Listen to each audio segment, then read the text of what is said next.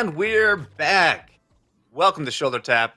Mick is out of his meeting. The mustache looks prepped and ready to go. So, Mick, how's it going? Hey, it's all right. Wax the mustache just for you, Jack. Yeah, sorry for the delay here. I was in an important meeting I couldn't get out of. But I think we're going to go a little bit long today, um, seeing that we started late. And speaking of long, Jack, I can't get over it. We were talking about the long drives and stuff like that, and it's just really grinding my gears that I never got anything for that long drive win last year at our Topstep offsite. Oh, Some you gonna things I talk to just can't let Dan? go. Yeah. I'm irritable right now thinking about it. Just don't tell Perfect. me what you get from the spot that you won it, because that's actually do tell me, and then I can relay that over to Dan and see if I can get rewarded properly for it. I'll tell you what, I'll have to look. It'll be on my tab, so to speak. So I'll go over and get that information for you. But The old the old Dan, statement. if you're listening, let's go make something nice. We're hitting the boom boom ball. Speaking of which, this is Shoulder Tap. So, Mick, anyone hitting some boom boom balls out there today? Yeah, we've got some good P&Ls on the day today. I kind of want to just rattle off, go into the trading cards and talk about that. I've been caught up in meetings this morning, so I don't have real-time updates for like big P&Ls on the day. There's a lot of green there this morning. One of the traders I want to talk about first here is up $3,600 today, up $5,800 on the week. I do want to, before we dive into the cards, though, Jack, talk about that Shane, who's number 2 on our leaderboard. I had brought it. We shared a card for him yesterday. He was the guy who had $130,000 winning day last week across his 5 XFAs, where he made like $26,000, which is astonishing, very, very good. I mentioned yesterday, though, he was on a 4-day losing streak across those 5 accounts to the tune of like $62,000. He's extended that losing streak to 5 days today, hitting his daily loss limit in all 5 of those accounts, exceeding it a little bit. So that's putting him at he's at $79,000 on this losing streak. So made 130. He's given a little bit more than half of it back in the remaining 5 days. And I wanted to talk about him because obviously it's a very juicy story and he's still a very profitable trader. But this is something that we need to think about as traders, managing our money. And, there's a lot of singles hitters out there. We always like making sports correlations, right, Jack? Yeah. So from a baseball standpoint, there's a lot of singles hitters out there that only look for singles and doubles, and every once in a while they catch the home run or the grand slam, grand salami as we used to call them. And Shane's not exactly one of those traders. He's not looking for the singles. He's looking for doubles, triples, and home runs. And when you are one of those traders, big risk, big reward. When you have a large risk appetite, you're going to have those big winning days when you catch the market. But, when what we've seen and what I've shared on here, commonly is, those traders that put up those staggering winning days tends to be follow-ups with, a lot of negative days that follow, which add up. And we talk about death by 1,000 cuts. Someone might think that they make $130,000 in their account, and it's smooth sailing from there. But I wanted to highlight that you can make 130 grand one day, but in 5 short days afterwards, you're down $80,000. And I bring this up because again, juicy story, but I wanted to make an example of Shane. Now, anything could happen. He could turn around and make $150,000 in one of the next coming days, but this is something we all have to think about. And we always have to remember what our primary goal here is in these futures markets. And that's, while we're all here to make money, capital preservation is a big thing. And I think it's just important to kind of point out where this trader's at. I would imagine that he might not have that number 2 spot on the leadership board after these 4 or 5 days. Looked like he was still there at number 2, but just something for everybody to consider. If you have windfall profits, on a single day, you want to make sure that it takes a lot of losing days to wipe that out, and you want to protect the money that you've made. I know my experience on the professional side of the industry. There are firms that for people who had windfall profits down on the floor in the grain room, their risk manager or their clearing firm would say, okay, great job. You got to take that money out of the account. It's not risk capital anymore. That's money you put in your pocket. So I just wanted to share that. I don't know if you have anything else you want to add to the story, Jack. The the higher you go with these things in general, and you can take it to the extreme if you were running a hedge fund or something, the more you shouldn't be taking a 50% drawdown. It might be when someone has a 2K account and they lose $1,000, that's still not good. That's not what you want to be doing, obviously. But the higher and more professional you go, I mean, a lot of places you're gonna lose your job before you get the chance to take a 50% drawdown. We just saw yesterday, the second biggest drawdown in the S&P 500 ever from a high was the great financial crisis. The entire time it went down 54%. Okay. Um, you put yourself in a spot where now you got to get 100% gains to get back to where you were. And I don't know. I agree that you should, if you're going to do anything with half that money, take half of it out and then trade accordingly. But hopefully, Shane turns it around. Yeah, and he very well could. Yesterday, and I won't do it now, but yesterday, Jack, we rattled off a lot of significant winning days that weren't $26,000 winning days, but I think there were a couple other 5-figure winners and some big 4-figure winners. So anything could happen, but I'll keep sharing his progress and activity as we go on, just to keep everybody in tune, because it is a juicy story, and anytime someone takes down 130 grand in a day, it's worth talking about and following up on. So with that, that's my update there on one of our traders in the XFAs.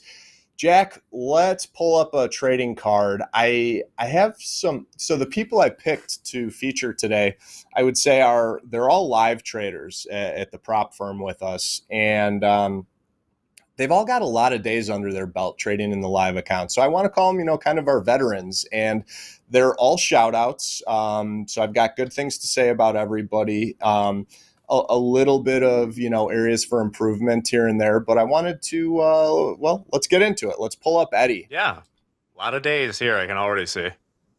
Yeah, so Eddie has got 83 days under his belt here. Today, I guess, would be 84. I mentioned he's up $3,600 today. He had a good day yesterday to start things off, and that puts him at $5,800 on the week.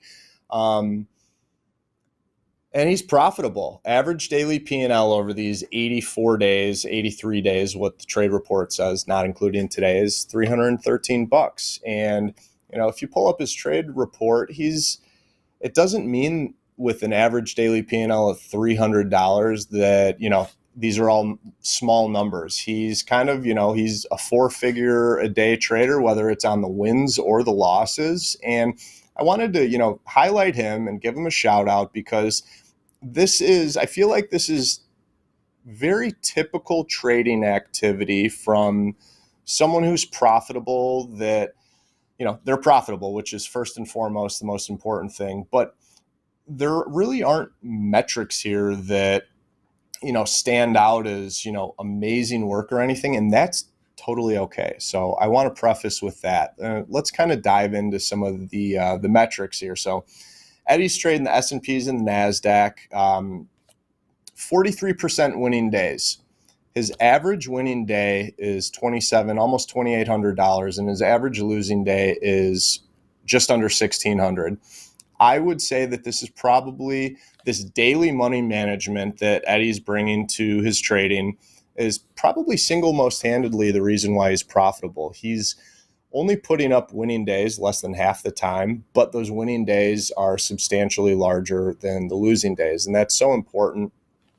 It's important on a trade by trade basis, when we talk about risk reward, but then there's also the daily risk reward. So on a trade by trade basis, risk reward's barely greater than 1-to-1. $218 per contract on the winners, while he's only risking 194. He is taking 27 trades a day, which is, kind of a lot, trading on a short time frame, but he's doing one lots, which I like. 27 trades a day is a lot, though. But, I think I've said it before. I know I've said it before. The shorter time frame you're looking at, the more trade opportunities you will see. If you're on a higher time frame, the fewer trade opportunities you will see, because you're looking for different kinds of setups. And we'll talk a little bit more about higher time frame trading in one of these upcoming cards. But overall, I wanted to give him a shout out. 84 days in a live account, and he's profitable. He's looking good. I would like to see maybe a little bit more in the way of payouts. He's taken a $5,000 payout in those 80-something days, and his account balance says he could take more. It's been since March since he took a payout. So, Eddie, if you're out there listening, shout out to you. Maybe time to take another 1,000 or 5,000 out of the account. We're all here to pay ourselves, and with this kind of performance, this is a big sample size. We always talk about sample sizes, Jack. So when you're consistently profitable, pay yourself. You've earned it. Yeah, I mean, when you're looking at 83 days with uh, 27 trades per day or whatever, that's a big sample size. Um, Yeah. it looks like, because this is a 50K account, it looks like his uh, daily loss limit was expanded to Yes. 2K at some point. So we'll do that even for the smaller accounts. And it did not result. What you hate to see is when you expand it and then it just accelerates a bunch of losses. It looks like they're scaling appropriately, so to speak, with that loss limit. But I yeah, go ahead, I would please. agree. I would agree. I just wanted to concur with what you said. Okay. Yeah. Just because Well, we yeah. gave him the longer leash doesn't mean he's, tugging at it every single day. So while we talk about these metrics and specifically the risk reward on a per trade basis, when you have such a nice sample size like this, 83, 84 days, all those trades, it's really easy to analyze your performance on the trade report. I think that's our theme of the week, is analyze performance. Yeah. Small changes over a long period of time really add up to big things. So what I wanted to point out here for Eddie, if there's any area for improvement that I would comment on, I'd be looking at that, per trade risk reward and seeing if there was some way he could, maybe maximize or further the profits while keeping, the losses contained to under $200, which he's doing a really great job with. So I think, making an adjustment there. I don't really want to touch the average winning day, average losing day, because there's a big difference there. I mean, the average winner is $1,200 more than the average loser, so that's a really good thing. But I thought it'd be nice to kind of showcase one of our traders has been in these accounts for a long time. Great job. 1,137 trades in this account. So that's a good sample size. Who we got That is a next, good Mick? sample size. All right, so similar to Addy, I'd like to pull up Dennis. Dennis is another one of our live traders. A little bit more seniority here on Dennis. He's been in this account for 91 days. And something interesting about Dennis is, unlike most of our traders who are doing S&Ps, NASDAQ, predominantly NASDAQ, he's all over the asset classes. And I know I've talked about him before, but I really like this, that he's looking at grains. He's trading wheat, soybeans.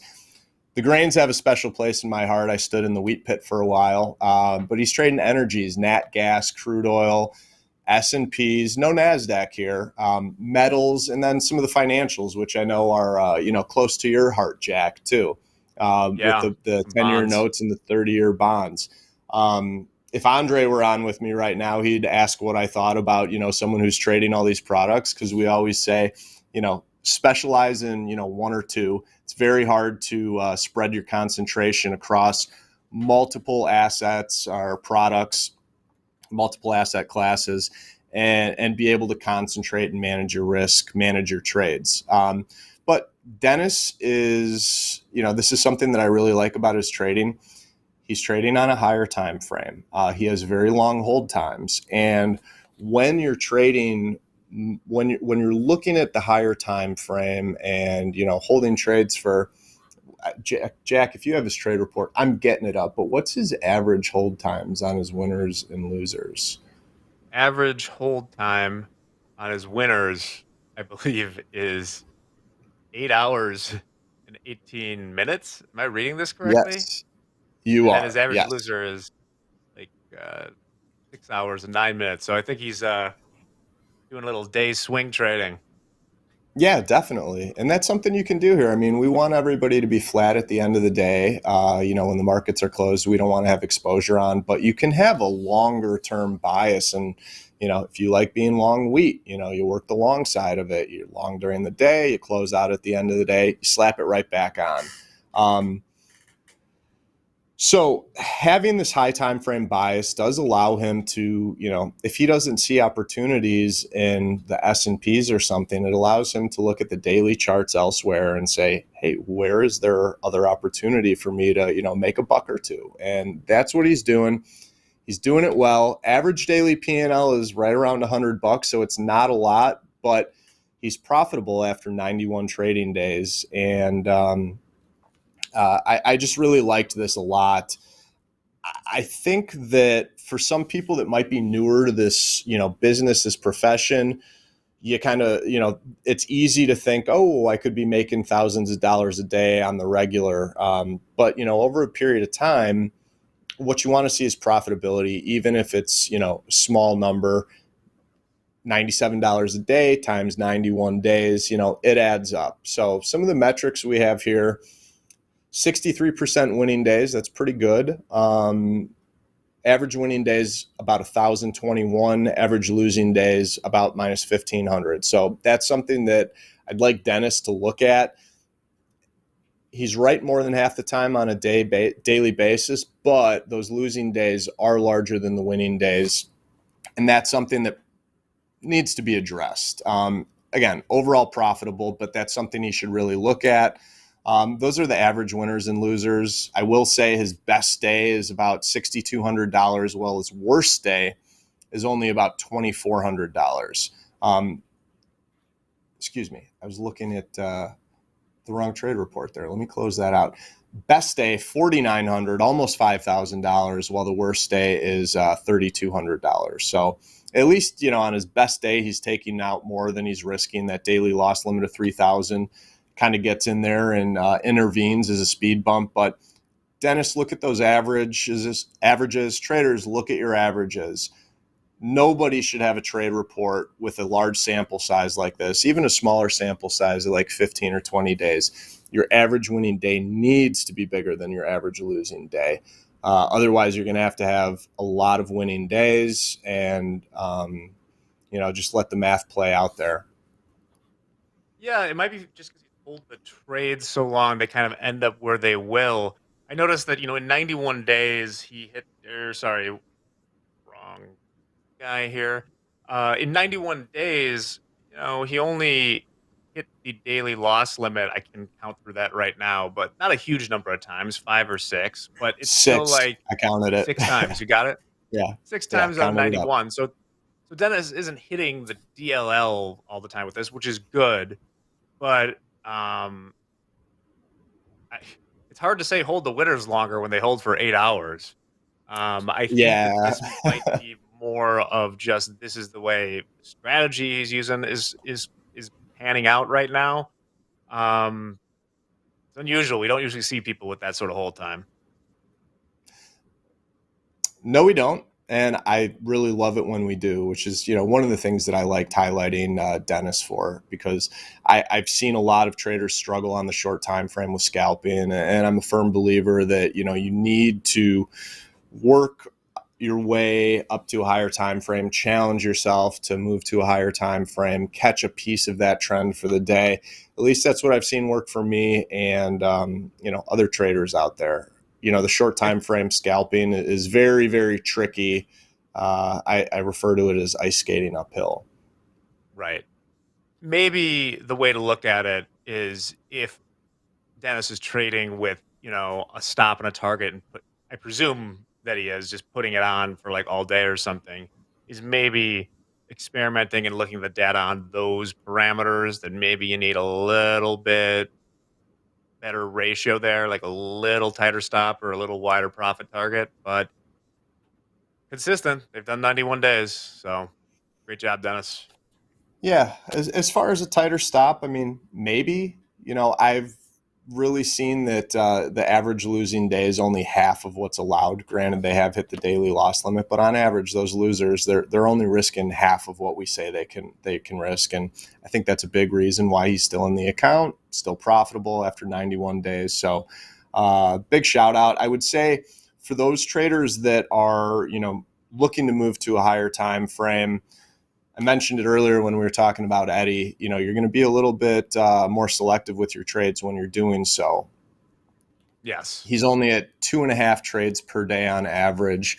One thing I would like to see here for someone who does trade on higher time frame and are more selective with their trades, usually when you're trading on a higher time frame, your risk reward should be panning out a little bit differently than what we see out of Dennis here. He's taking $761 per contract, risking 640, a little better than 1-to-1. But if you're trying to capture a trend for the day, you should really be calculating your risk reward. And Yeah. I think for the time frame that he's trading on, 2-to-1, 3-to-1, 4-to-1 would be something that I would be considering if I was him as far as moving out to.